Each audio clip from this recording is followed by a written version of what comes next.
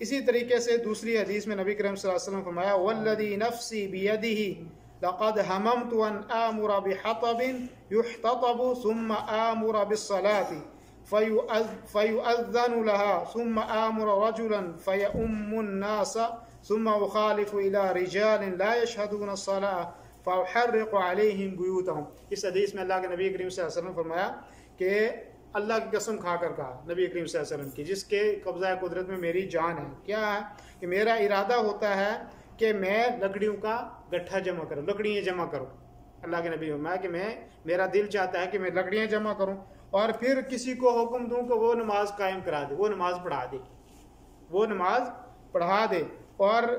میں کیا کروں کہ میں پھر نکلوں ان لوگوں کی طرف کہ جو نماز کے اندر شریک نہیں ہوتے ہیں، ٹھیک ہے نہیں، اور میں ان کو پکڑ کے اس آگ کے اندر ڈال دوں۔ کتنی بڑی